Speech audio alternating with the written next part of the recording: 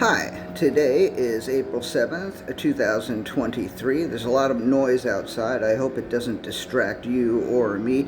Here are my poems for the day. The first one is poem number 579 for the year, Bandaged and Bruised.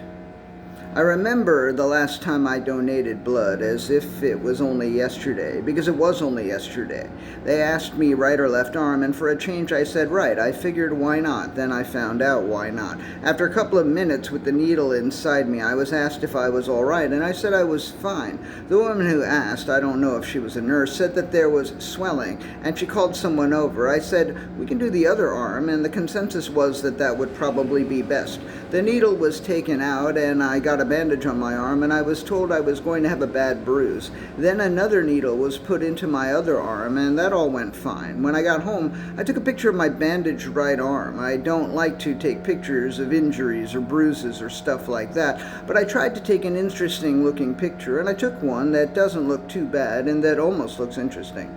Then I pulled off the bandages on both arms. It had been 6 hours, so I wasn't concerned about blood gushing out of either arm or anything. When I pulled the bandage off of my right arm, there was a bruise as expected, but it wasn't so bad. When I pulled the bandage off of my left arm, there was almost the exact same bruise on that one too. Anyway, I'm perfectly all right. The bruises are ugly, and I won't take or post pictures of them, but the picture of the bandaged right arm is, as I say, almost interesting, so maybe I will post that. Poem number 580, Bike Ride Down. There was a blood drive at work yesterday. I thought I would experiment with getting up obscenely early and riding a bike all the way down there. It was the first time since I moved 4 miles farther uptown that I have ever attempted to ride a bike to work. The attempt was successful, and I actually got to the office a half hour earlier than I had hoped to, and it was glorious because it was dark when I left, and over the course of the 38-minute ride from 78th Street to Broad Street, I got to see it getting lighter and lighter. It felt as if the sky was singing. Poem number 581, Bike Ride Back Up. When I was done giving blood, I was told no exercise today. I don't remember having been told that before after giving blood. I thought, well, I have to bike home. That's not exercise, that's commuting. I thought this, but I didn't say it to them, lest they tell me to take a subway.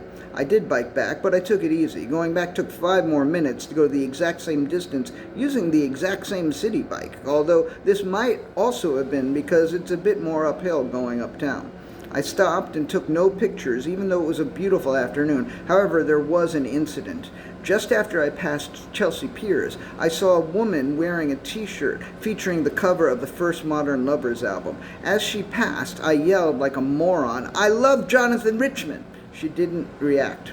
She had earphones in, so maybe she didn't hear me. I actually thought of turning around and catching up to her and telling her how tomorrow, meaning today, is the 45th anniversary of the first time I saw Jonathan Richman, but then I thought maybe she just bought the t-shirt because she saw it and liked the phrase Modern Lovers, or liked the design of the shirt.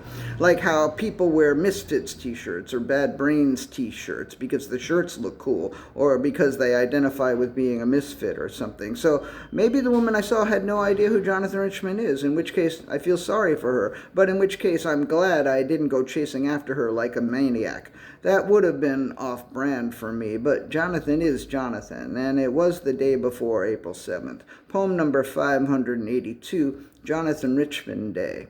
I am celebrating my 45th Jonathan Richman Day today. On April 7th, 1978, I saw him play for the first time, and it was a spiritual experience.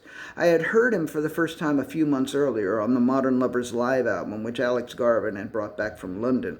This morning, I told Alexa to play Jonathan Richman. I heard Let Her Go Into the Darkness and part of Dancing in the Lesbian Bar, and then I told Alexa to stop. And I put on the Modern Lovers live album.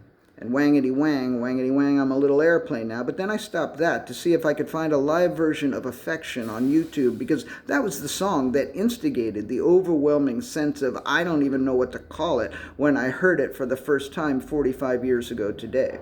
And I found a video of Jonathan performing it live with the Modern Lovers in 1978, and I watched it, and it made me cry. So I am having a very happy Jonathan Richman Day today, so far. And the last poem of the day is poem number 583, First Contact Day. 2 days ago on April 5th, it was First Contact Day. 40 years from now, on April 5th, Dr. Zephram Cochrane will pilot the Phoenix, the first human-made warp-drive vessel. Fun fact, the ship was created by Cochrane from a nuclear missile. The ship will be launched from Bozeman, Montana, and moments after it returns to Earth, the Vulcans will come and make first contact with us. I wrote poems about this last year on April 5th, and the year before that on April 6th, but this year I let it slide until today.